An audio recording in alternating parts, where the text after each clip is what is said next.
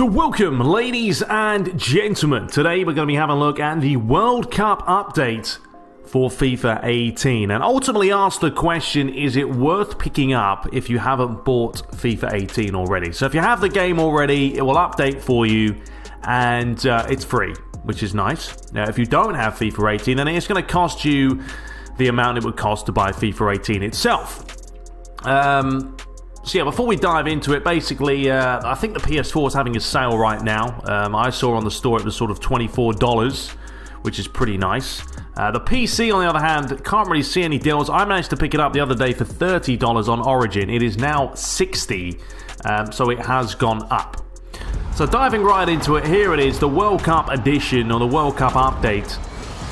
That is going to give you the chance to play with, well, the 32 teams that have qualified this year for Russia. So we're going to have a look at it. Not really going to play too much of a match, but what I'm going to do is show you every single stadium. So if you want to see all 12 stadiums, you'll get a chance to do that as well. So from the hub there, you click into it, you've got the FIFA World Cup tournament itself, so you can go through it. You've actually got a custom tournament as well, so that's nice. You can actually make your own tournament with the World Cup with your own team. So the likes of Italy, I'm Italian or half Italian myself, half English. So unfortunately Italy were a shambles last year or this year and didn't make it. So if I wanted to put them in there, I can play custom and I can add them. Of course, we've got the FIFA World Cup Ultimate Team. I mean, FIFA wouldn't be FIFA without Ultimate Team. So a bit of incentive there. You've just got a regular FIFA World Cup kickoff mode where you can play with any of those teams. You've also got an online tournament and online friendlies. So you can play the tournament itself online against other opponents, or you can casually play just a friendly match as well. So yeah, let's have a look at the tournament structure. So if we dive right in here and we pick a side, there are the official groups. Okay, so these are 100% correct. As you can see, Group A, B, C, D, E, F, G, and H. I'm going to do a playthrough with England, okay, which is right here. Probably tomorrow we'll get that underway. And it also tells you a couple of stats on the right-hand side, which is nice. You know, the home kit, the away kit, the winner of when they, or their best result. So they obviously won it in 1966, and how many appearances they had. So you can kind of go through there. Obviously, the likes of Spain won it in 2010, and you've got Germany, they've won it 4 times. Brazil, they've won it 5 times. So yeah, let's if we just say we pick someone, right? Obviously we'll pick England, say. You can pick multiple opponents. I'm not sure how many. It seems like you can pick a lot of them, but we'll just go for England. Hit start, and it will load up for you. We'll quickly just create one, that'll do nicely, and we'll get right into the action. So here's the layout for you. Bit of breaking news on the right hand side. Portugal scored 1 against Spain to record a memorable 1-0 win over their traditional rivals. Their fans, what does it say? Their fans something. Stayed long after the final whistle to give their players a something.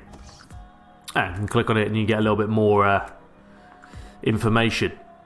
Graphics look nice, I have to say. Ronaldo looking top notch there, Pepe and everyone else, lovely jubbly. Got a bit of a preview as well, so you can preview the tournament. It's Harry Kane, Dele Alli, Sterling, etc. And then England's FIFA World Cup dreams. Obviously that's going to change with dependent on which team you choose.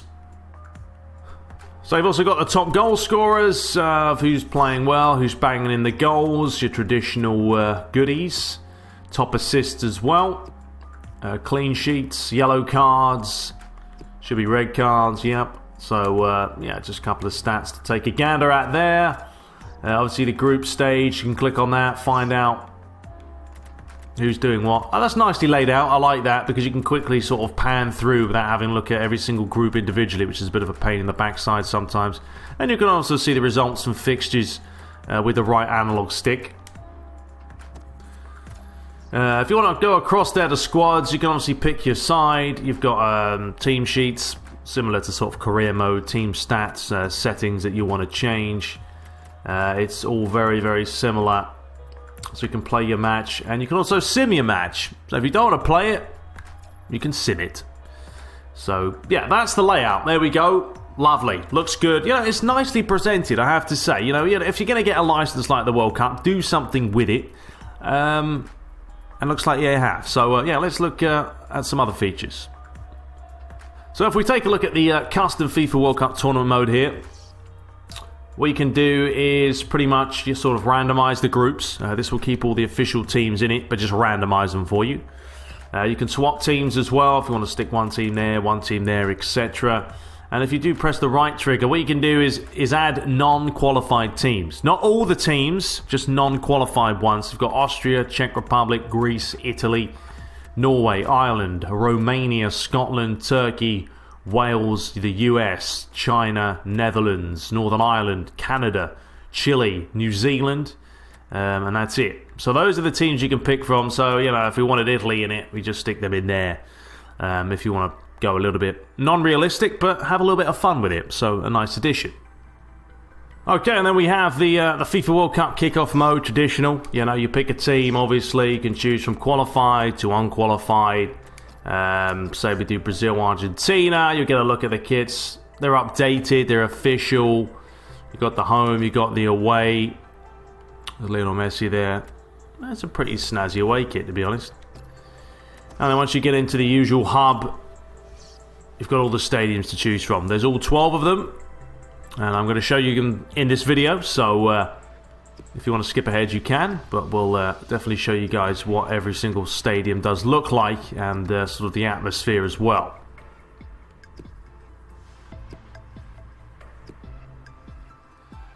Okay, so what I'm going to do now is basically show the 12 stadiums that FIFA have created themselves and put them in the game. So yeah, it's just bash through them. We're going to go through every single stadium. Yeah, we'll start with E, and I will work our way through. So yeah, hope you guys enjoy it, and let's take a quick look. So there you go. As you can see, before the game starts and it's loading up, you'll get when it's founded, the capacity here, 35,000. So, you know, those little touches that, you know, this is honestly, when I always talk about PES, because my channel's mainly about PES, but something they could have done with the Champions League license. So I think you're going to see a very similar thing with EA and Champions League, which I'm sure they have the license of that. So here it is. The first stadium looks fantastic. There's a look at the new ball. And yeah, I'm just going to plow through all the stadiums for you guys to take a look at. And we may have a quick bit of gameplay to see if it's changed at all at the end of this video.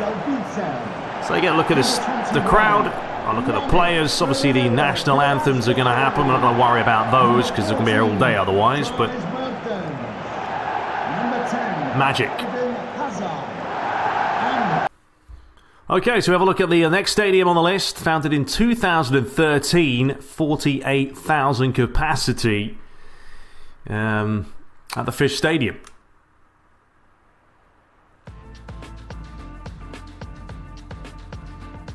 So we've got Colombia and Costa Rica this time around, and I'll probably change the conditions as well. I know it's generally going to be sunny, you would hope, in the summertime, but just to see what happens if it does look a little bit more gloomy.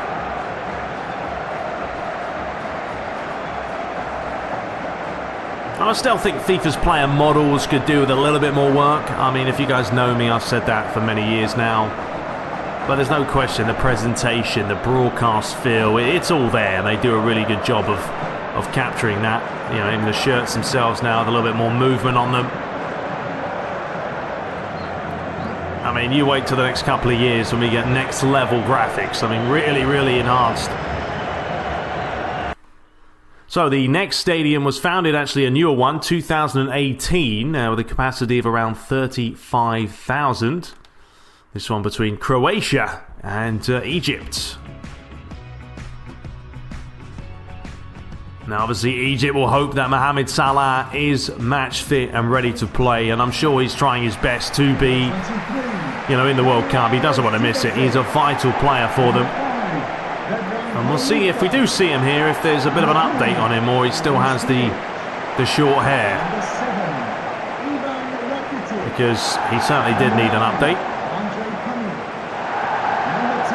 There's the Egyptians. And there's Croatia. With, I do like their kit. Pretty slick. And number 17, Mario Mandzukic. So I don't really know where Mohamed Salah is. Is he not playing? I can't see him. There he is. Yeah, he's had a bit of an upgrade. Number 10, as you can see. Bit better.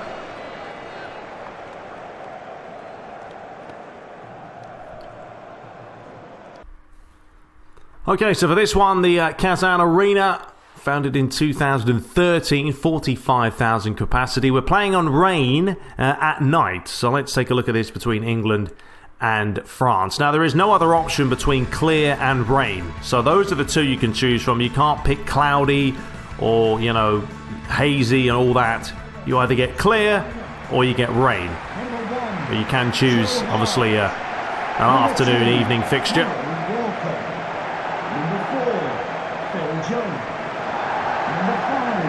It's an atmospheric stadium, that's for sure. Crowd looks great. How will England perform this year? Can they produce a bit of magic? Only time will tell. Can't see too much rain right now. So just showing the players shaking hands. You can't really see too much rain. I think, you know, generally when you do watch a game of football, it's hard to see the rain come down. You can see a little bits of it. Players getting wet. Antoine Griezmann with his shaved off hair. Yeah, they do look great. No question about it. And those English fans are a little bit wary. If we have a quick look at the starting 11 as well, just to show you guys what it looks like. I mean, honestly, if it's such good presentation. Coming from PES, honestly, coming from PES, the presentation of FIFA is next level. And it's really something they could learn from. Now, if PES has the faces and the player models, they just need to add this element. You know, you take a look at this, it's showing the players, it shows the way they look, it's smartly done, it's broadcast type. And it looks the part. There's Griezmann and, of course, Olivier Giroud with the emphatic beard. So the next stadium, 1956. It's a whopper, 80,000 capacity here. This may even be the final where the final match will be played. Germany against Iceland in this one. This is the earliest time you can play, at 12 o'clock. I think the latest is 10 at night. So you can't play any morning matches. The sun's out, it's shining, you can see there's not really any shadows casting because the sun is pretty high at this point. But it is a whopper of a stadium, let me tell you that much. The atmosphere in the ears right now, absolutely buzzing. I don't think we'll get a Germany-Iceland final, but for the sake of just showing the teams and the players, here we go. How will Germany do this year? They will be up there as one of the favourites, without a doubt. So the national anthems themselves are short and sweet. I'm not showing them in this video because it's just kind of pointless. But we'll show the players obviously shake hands now, and it does look better. Remember the days where shaking hands on FIFA was so robotic? It was quite hilarious. So, stadium number 6, halfway through here, the Moldova Arena, which was founded this year, 2018, with 44,000 capacity. Let's take a look at Japan versus South Korea. What a game that would be. This is more of an afternoon game. So before it was about 7, 8 o'clock when it rained. Here we're looking at 3:30. Kind of see what the rain, if it looks any different. I don't think it will. But, hey, at least they added rain in there. You know, they could have made every single game sunny, and that would be about it. So, yeah, these two would definitely not hold back against each other, Japan and South Korea. But both delighted to be in the World Cup. It's not an easy competition to get into. It takes a lot of work after a couple of years of just trying to qualify.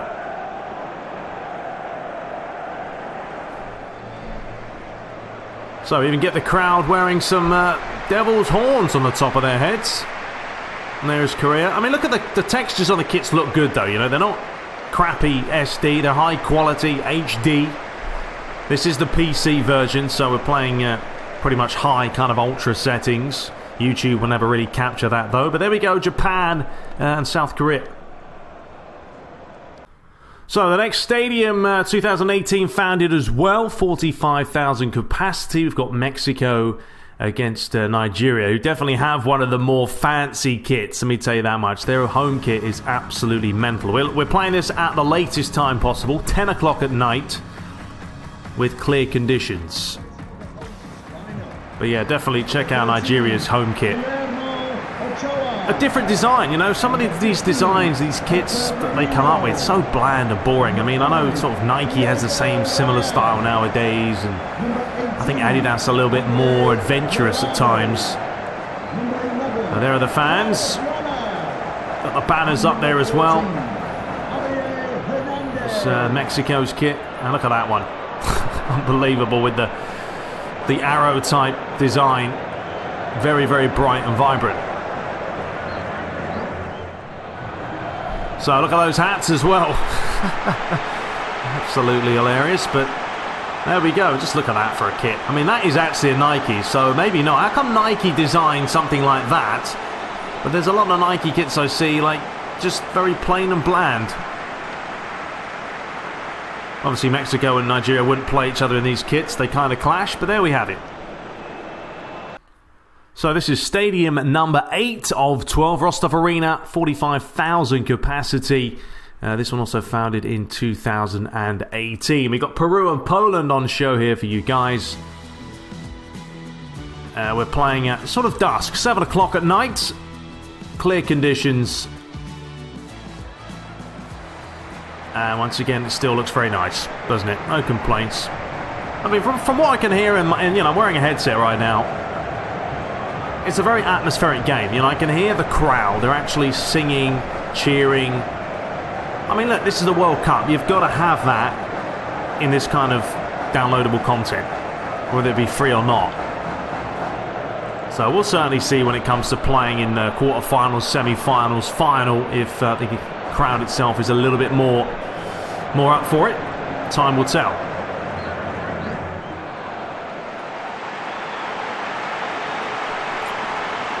So there's a look at Poland and Peru getting ready to do battle against each other. Let's move on to stadium number 9.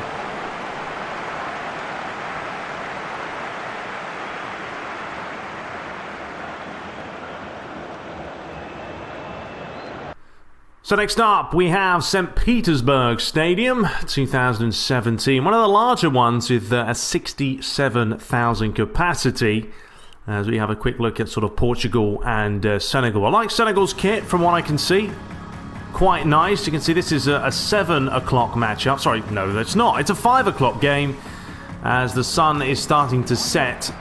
There's no sun on the field. And you know what? It's little touches like that where every single time of the day is ever so slightly different. You know, you can see that the shadows are casting down. The sun's at the top of the stadium. You know, I like those little details. Personally, it just adds a little bit of extra. So there is Senegal in the lovely bright green. And Portugal, of course, in the traditional, the European champions. Can they do the World Cup as well with Cristiano Ronaldo? So a lot of jeering in the crowd. Team shaking hands, giving a little bit of a hug as well if they know each other. Don't know if that's true, but there we have it. Portugal, Senegal, looking sharp.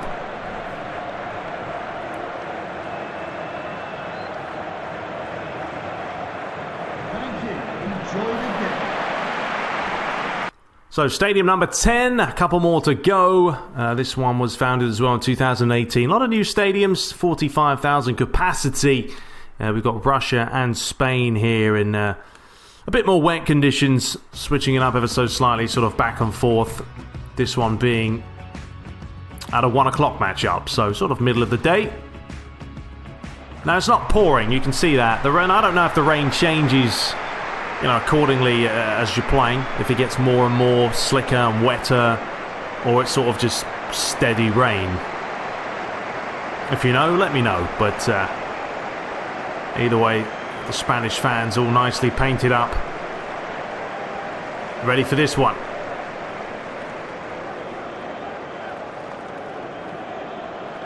Well, there's a look at David De Gea. Still hasn't had an update though, has he? He's got long hair now. Come on. Need to fix that. So, stadium number 11, the Spartak Stadium, 45,000 capacity, 2014 it was founded. And we've got Sweden against Switzerland. Not a huge fan of Sweden, if I'm being honest, just because they knocked out Italy. But that was Italy's own fault for playing just terribly. So, here we are. Unfortunately not in it. It's a bit of a shame. I mean, Italy are one of those teams and countries that you don't really see a World Cup being without them. I mean, they've won it 4 times. Anyway, sun's back out. It definitely looks better in the sun, I will say, as you probably would expect. There's a lot more vibrancy about it. And there is the horns.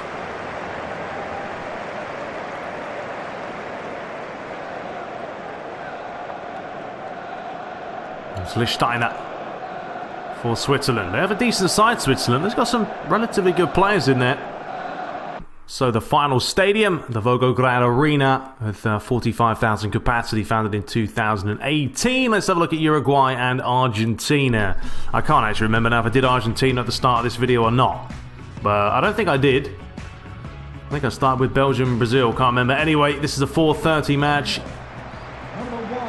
As you can see, the sun's still, yes, a little bit lower, but not quite on the field. So the earlier the match, you're going to have more sun. The later the game, obviously, the sun's starting to set. You